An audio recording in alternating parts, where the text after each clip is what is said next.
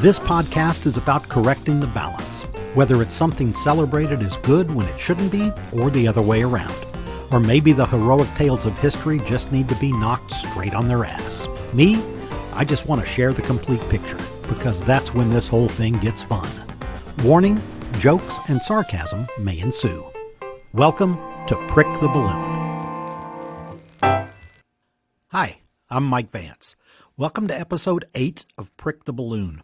I'm recording this as we transition from one year to another, and that's the time when you're overrun with retrospectives and year-in-review photo montages, and I can honestly tell you that the vast majority of my photos have dogs in them. My grandparents' and great-grandparents' pictures had dogs in them.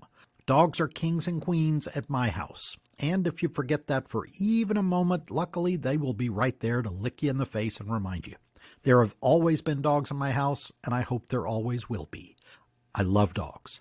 And that figures into what we're going to talk about. Last episode was about a war, so for this one, I picked something sweet and light, and nothing is sweeter than dogs. Though, at 105 pounds, I can't say my boy is very light. But he was so small when we got him. Who knew? Anyway, I wanted to talk about our historical relationship with animals. Some is very recent history and some is very ancient history. Is this a nonpartisan topic then? Yes and no. I'll probably piss everyone off by the end. But hey. Actually, a few decades ago, I started writing a comedy bit about how dogs are Democrats and cats are Republicans. Not certain I ever made it work, really, but I've seen it used elsewhere since, and bear with me. Dogs are messy. Always running around everywhere, excited about new stuff, slobbering on people, smelling as many different things as they can. Cats are home saving their shit in a box. Cats don't want anybody else having fun.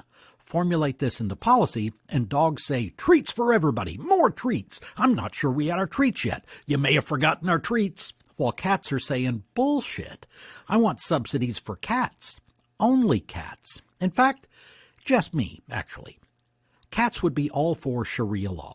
And periodically, cats will bite the shit out of you for no goddamn reason at all. Honestly, I like about half the cats just fine. I've even made friends with some of them. But dogs rule.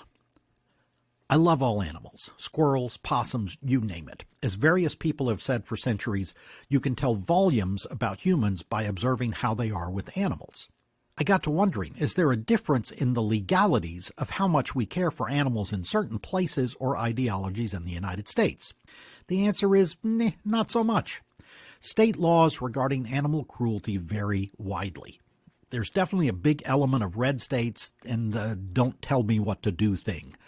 According to the Animal Legal Defense Fund, and Lord knows giraffes need a good lawyer, the states rated highest for having good comprehensive animal protection laws are, in order, Maine, Illinois, Oregon, Colorado, and Rhode Island. All blue states. The bottom 5, Utah, Alabama, Mississippi, Idaho, and New Mexico. 4 red states, with a blue state dead-ass last. So is this ranch country related? Well, there's Colorado right in the top 5. Is it southern states? No. Texas, Louisiana, and Florida have really good ratings. Take Texas, for example. Your third strike for even neglecting an animal is a felony. Direct animal abuse is a felony with a 10-year prison sentence. Do the same thing to a pregnant Guatemalan woman at the border, and you get a letter of commendation from the governor's office. Actually, that scum-sucking tool Greg Abbott vetoed the last big animal cruelty law in Texas, but he got such a giant helping of shit from every direction that he told the legislature to pass the law again so he could sign it this time. What an idiot. Laws change, of course. Dogfighting is a felony across the U.S., but cockfighting is still a mixed bag. Louisiana, now rated good, didn't outlaw cockfighting until 2007. In 10 states, cockfighting, where you strap sharp metal spurs to a rooster's legs and they fight to the death, is still a misdemeanor. You can eat horse meat in 46 of our 50 states, but it's illegal to buy it anywhere. Selling horse meat is still legal in both Mexico and Canada, but the Canadians are very polite about it. One of the things I personally hate is seeing unsecured dogs in the back of pickups. Dogs will fall out or jump out to chase an animal. They need to be secured in a crate if they're riding back there. But only 6 states have such a law. One of them is Maine. In Maine, unbelted dogs can't even ride in a convertible, which is really important on the 2 fucking days you can use a convertible in Maine. Hawaii has a law where it's illegal to drive with a dog in your lap, because turning your Shih Tzu into an airbag ain't cool, man. Isn't this what PETA does, you ask? Those folks who may belong in a big white padded kennel. Well, PETA, People for Ethical Treatment of Animals, started out fine. They formed in 1980. They were against abusing dogs and rabbits during horrific cosmetic testing, where alleged scientists sprayed caustic chemicals into the animals' eyes and onto their shaved bare skin. Hopefully all sane people can agree to be against that, right? Then PETA started throwing paint on old ladies' mink coats. Pretty tacky, but I'm not losing any sleep over it. When I and much of America really wrote them off as complete crazy pants was when they started to protest fishing. Being against fishing is like being against your grandpa and Andy Griffith. Yeah, that's when they jumped the shark, as it were.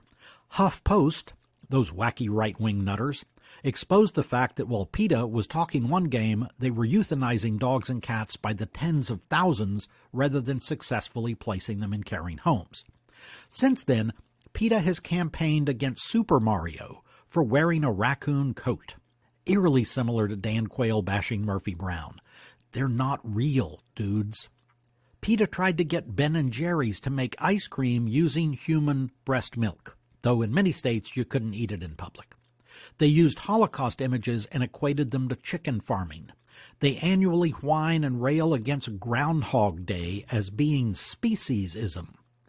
They tried to get a Super Bowl ad showing naked women having sex with vegetables.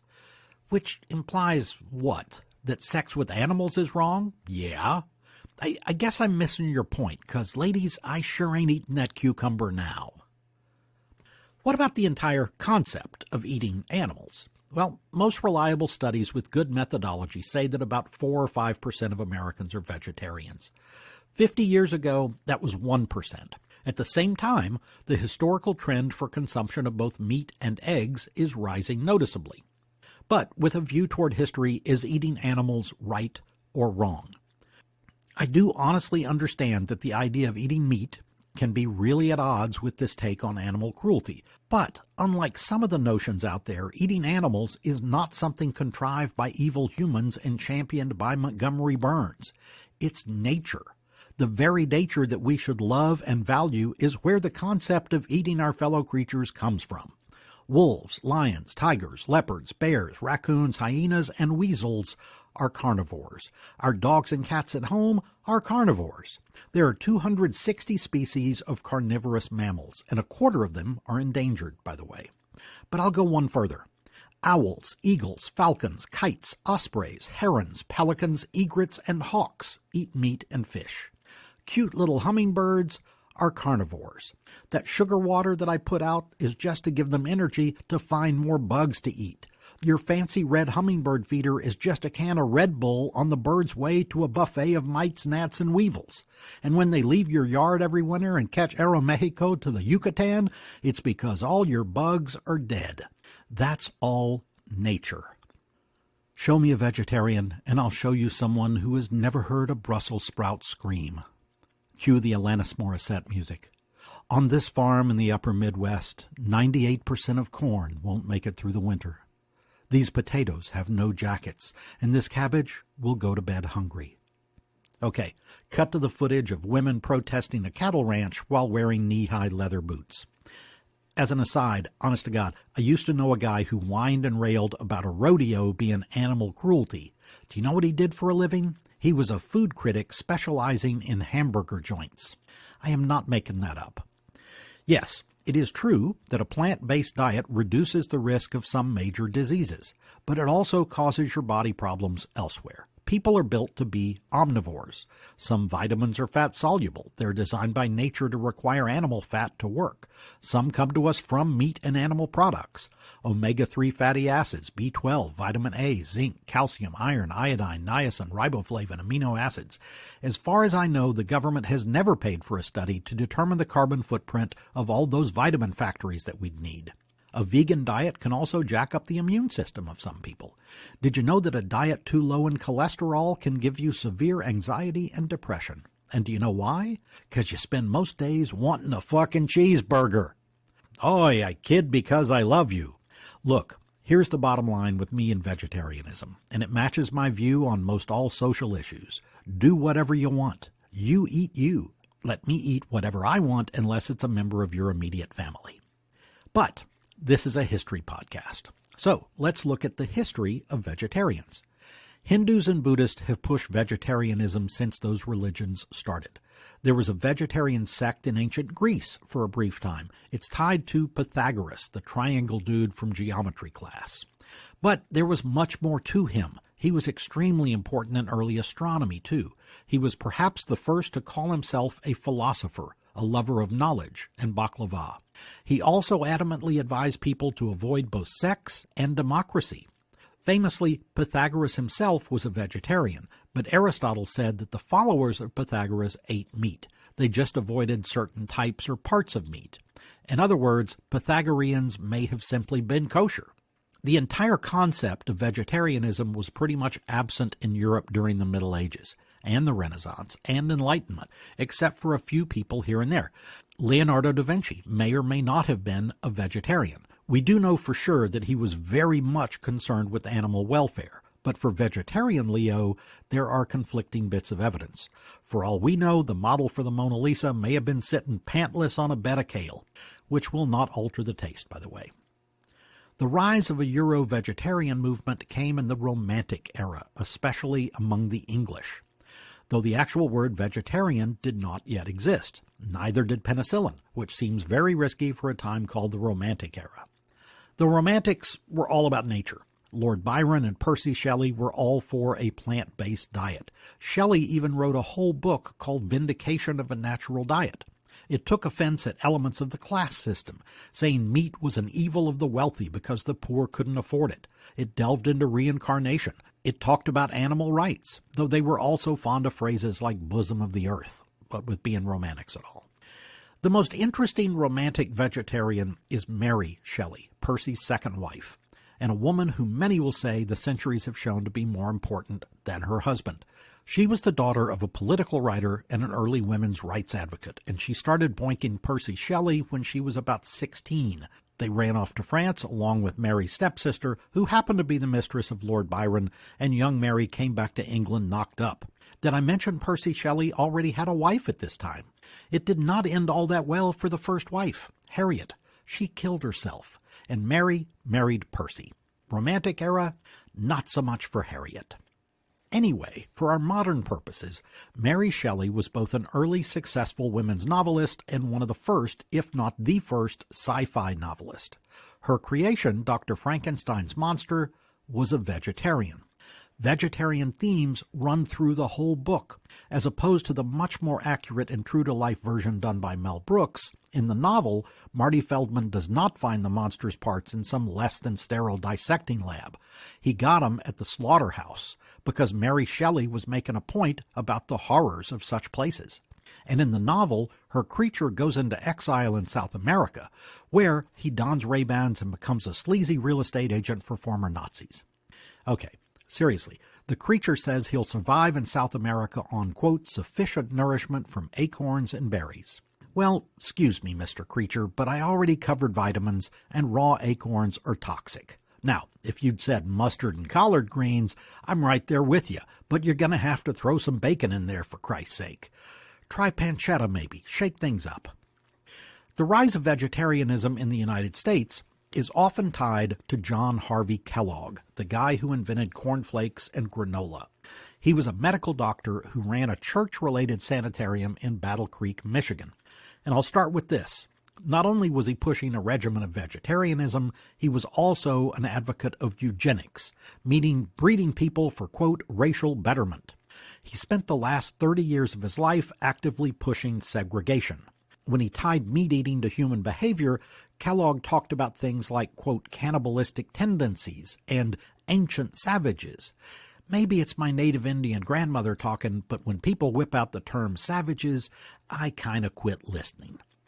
John Harvey Kellogg, like Pythagoras, also told his patients to avoid all sexual activity and smoking anything because it was terribly bad for you. I figure if this particular historic veggie philosophy was better known, there might have been a whole stampede of hippies racing for KFC. Kellogg also wanted everybody to avoid alcohol and to eat a bland diet. I got news for you, Kellogg. I was raised in an Italian household and my relatives lived by the Mexican border. You say bland diet one more time and my Grandpa Tony is going to kick your ass. I like to follow the money, and here's the last thing about Kellogg. Beyond his general assholishness, he sold cereal. It's like JFK conspiracy theories. The charlatans pushing those are trying to sell books. What kind of businessman would Kellogg be if he's making Raisin Bran and then telling everybody to go eat at Golden Corral every night? So there's that. Plus, the guy was just a shithole. Take your pick. Yes, also, there is an element of vegetarianism that relates to climate change, but some of the extrapolations are riddled with bogus logic. One of the things I hear most often about sustainability is the citing of various studies saying that if everyone on Earth were vegan, we could turn 3/4 of our agricultural land back to nature. Have any of you pinheads ever seen a pasture? You know, the places where cows and sheep live? They're, I don't know, pastoral. It's the same freaking word. I live pretty much in the middle of cow pastures. I just turned my head 90 degrees toward my window, and look, there's a pasture and a bunch of cows. Moo, Frank, how's it hanging? That cow pasture I'm looking at is about 45 acres of green grass with a few majestic oaks scattered here and there. In other words, where cows graze is not concrete. It's already nature. Right now, it's plants that are cleaning our air, although a few of the plants may be a little smelly.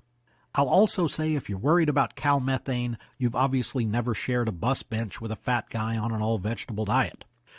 But let's say we eliminate all meat overnight. How many people did you just put out of work? Well, a full third of U.S. food manufacturing jobs are in meat and poultry. Throw in seafood and dairy, and it's 40%, or close to 1 million Americans. And that's not even counting the ranchers themselves, or the few 100,000 American farmers who grow animal feed. And then, what are you going to do? Turn those cows and pigs back into the wild? They're not wild. For 1,000 generations, they have not been wild. Most of them require modern veterinary care just to survive. And if the weather turns dry, cows are not going to be roaming the woods searching for wild beetroot like Yule Gibbons. They're going to be standing by a fence line waiting for some redneck in an F-150. And here's one more fact to digest before you grab the Vegemite. Farming requires much better land than grazing does. Less area required, but better land.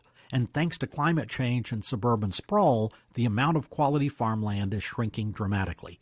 In the United States, we lost 137 million acres of farmland in the last 40 years. In 1900, 40% of Americans lived on farms. Today, 1%. And the farms are increasingly owned by large corporations. So, your grocery store produce is likely either picked overseas before it's ripe, rendering it tasteless, or it's as chemically enhanced as Shell V-Power Nitro. Both are patented cleaning systems, by the way. On top of all of that, farming also takes lots of water. To get the best crop yields, you have to irrigate. Here's a number. 18% of world farmlands are irrigated, but that land produces 40% of the world's food. Ranching doesn't require irrigation, though some of the feed crops like alfalfa do. With lots of talk about everything else in the vegetarian carbon footprint, people tend to leave water use out of the equation entirely, and water is fast becoming the most scarce vital commodity on Earth. Now, if any left-wingers got their feelings hurt by all this vegetarian talk, just think of it as me fattening up right-wingers to take them to market in a future episode. Let's get back to more direct animal talk, though whether or not to eat them is pretty direct, I imagine. I am not much of a hunter. Part of that I put down directly to Bambi. That was a very upsetting movie for a kid. I did get a .22 rifle when I was 12 or so, and I went hunting several times, but my success rate was largely similar to Elmer Fudd. My plaid cap was too big, the moose mingled, he scored. I've never shot at a mammal in my entire adulthood, but I do really enjoy hanging out at deer leases, drinking beer around the campfire and cooking armadillo chili. It is a lot of fun.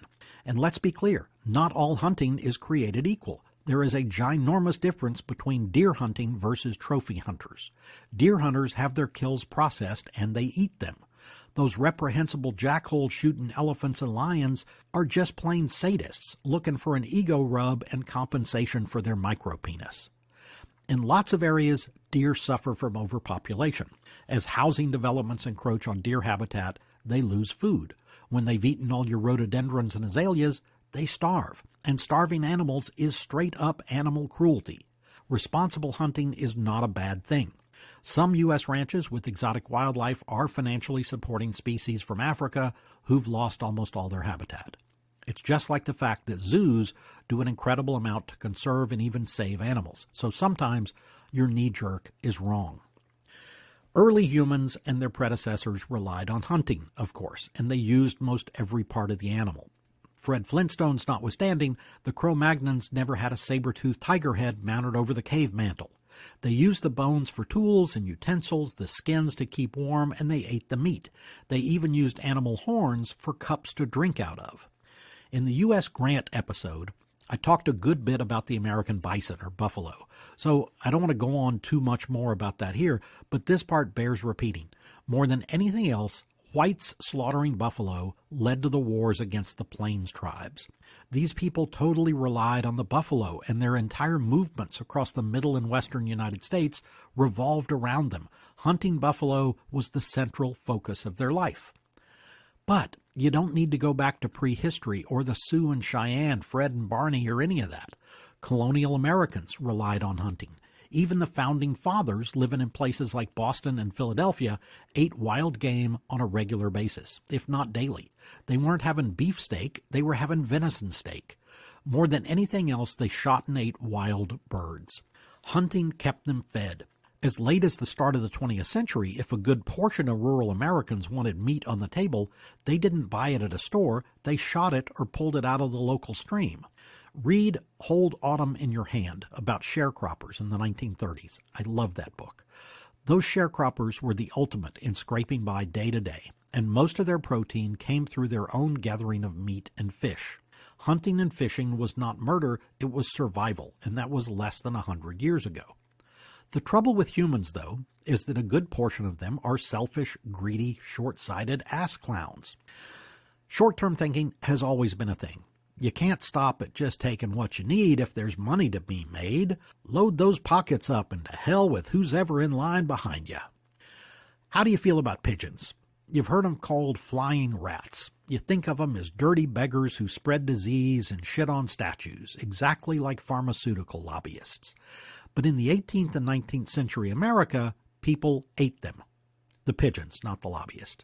They didn't eat them because they were some kind of Skid Row bum in an alley. Pigeons were in all the cookbooks. It was a very popular dish in Britain, and it came to their American colonies and stayed.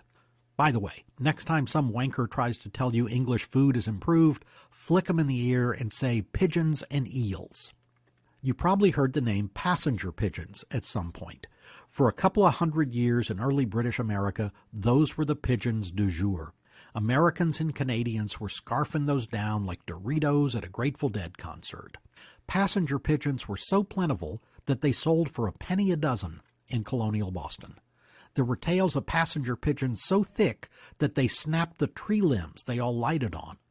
The British soldiers in Canada during the French and Indian War talked about feeding their whole army on passenger pigeons, with piles of dead birds several feet high. They were easy to kill because they were docile. They lived in big colonies, and lots of hunters just went to their nesting grounds and threw big nets over them. Easy peasy pigeon queasy. In 1857, the Ohio legislature considered a bill to ban the netting of passenger pigeons within 2 miles of their nesting grounds. But their committee report said, don't bother. Quote, the passenger pigeon needs no protection. Wonderfully prolific, here today and elsewhere tomorrow, and no ordinary destruction can lessen them. End quote. I'm sure many of those legislators said the same thing about the Irish. By 1900, the federal government finally passed a bill called the Lacey Act to protect the passenger pigeon, but by then it was like sterilizing the Duggars. Too late. It was a weak-ass and pretty pointless piece of law anyway, and by that same year, 1900, there was one group of passenger pigeons left. One. There were a little more than a dozen of them living at the University of Chicago. Too bad it wasn't the University of Georgia, or they could have gotten a degree. The professor in Chicago kept trying to breed them, tried to get rock doves to foster passenger pigeon eggs. He sent one female to the Cincinnati Zoo in 1902, hoping they could help. A year later, the Chicago group had stopped breeding entirely. That female at the Cincinnati Zoo, her name was Martha, died on September 1st, 1914. She was the last known passenger pigeon on Earth. The zoo packed her body in ice and shipped her to the Smithsonian, where she was skinned, stuffed, mounted, and put into storage. Today, the world's last passenger pigeon is sitting on a shelf in some dark D.C. warehouse between Ted Cruz's decency and Kevin McCarthy's scrotum. Passenger pigeons are not a unique tale of Americans and animals. We damn near depleted the population's certain ducks for the same reasons of overkilling them and taking away their habitat. There used to be what they called market duck operations, where hunters, even wealthy individuals, not companies, would have their friends over, shoot enough ducks to be cleaned and stuffed into big barrels, and then ship dozens of barrels full of duck carcasses off for sale. That sounds infinitely hygienic, right? Hungry? But this wanton slaughter is a thing of the past, right? Of course not. Local governments have long put bounties on wolves and coyotes, even squirrels. Yep, squirrels were so plentiful and considered such an annoyance that in colonial Pennsylvania they paid 3 pence apiece for killing squirrels.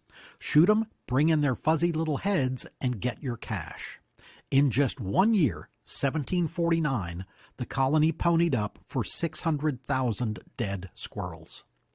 It started in the colonial U.S., but these bounties on poor coyotes continue to this very day.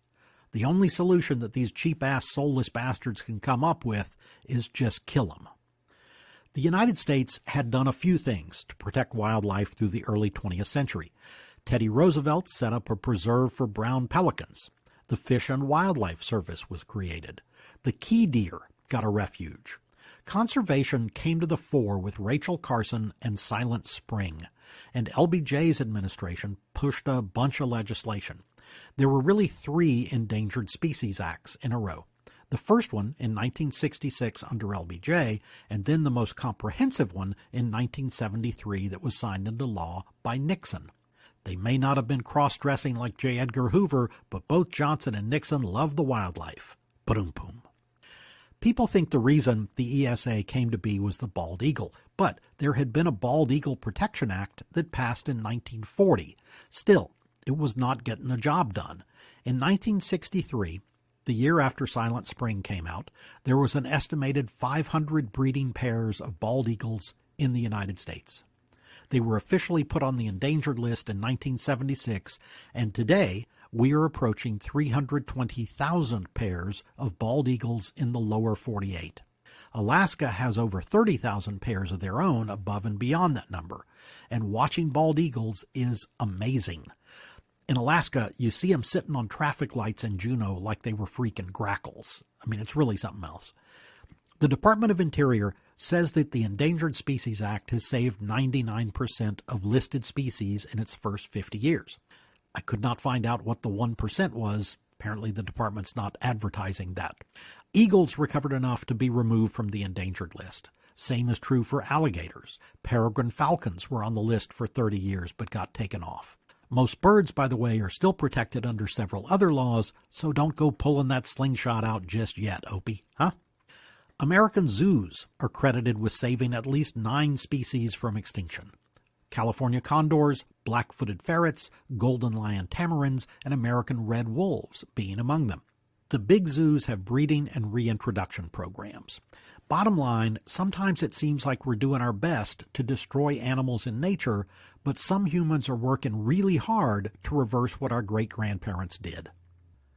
My absolute favorite story about a positive move that humans made to save animals in nature is when wolves were reintroduced into Yellowstone. All the ranchers around there in Wyoming, Montana, and Idaho had been killing off the wolves for generations. There had been no wolves around that area for 70 years. They had the bounties I mentioned earlier, but they would have killed them all anyway. Wolves kill livestock, and livestock is money. I kind of get it, though you're the one who barged into the wolves' home and put your muddy boots up on the coffee table, right? In 1995, the National Park Service brought wolves back into Yellowstone Park.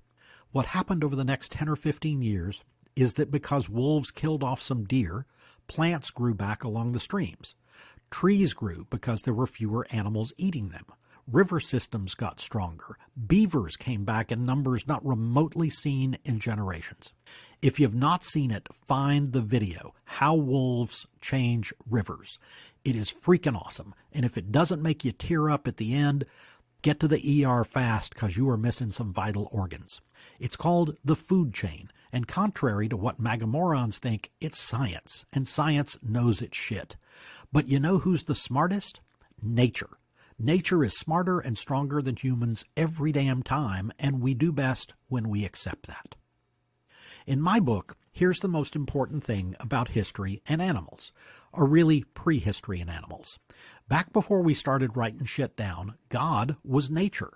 That meant mankind's job was stewardship. Kill no more than you need and use everything you kill. All of it. That was both out of need and respect for the animal. Sad to say that nowadays, SPCA chapters on the reservations report just as much animal abuse as their chapters anywhere else. It sucks to think how shitty people can be, but still, American history does have positive lessons to teach about animals and how we treat them.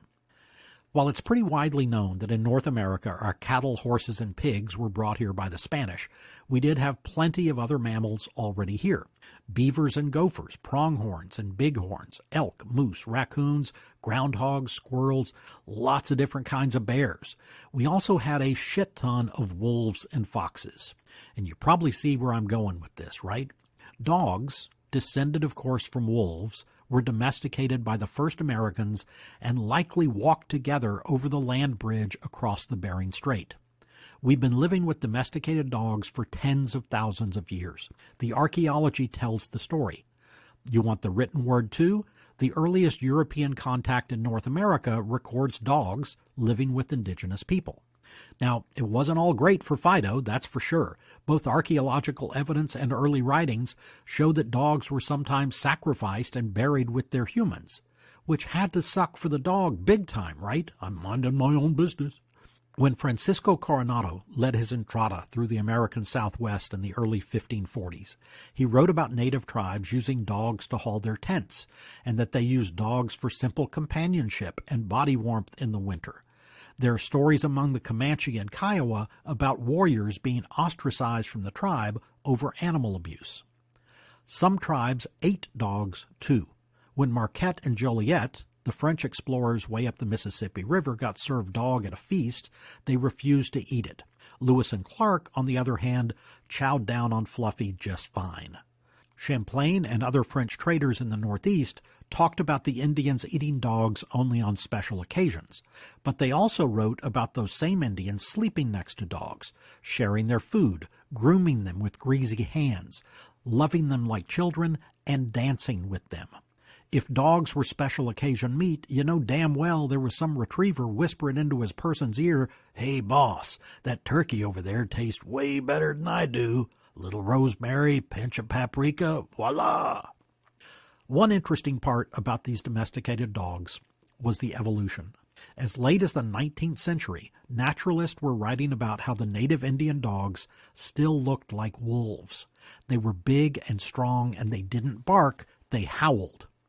There have been some cool genetic studies to suggest that if you have an Arctic-looking dog today, they probably have been in America the longest.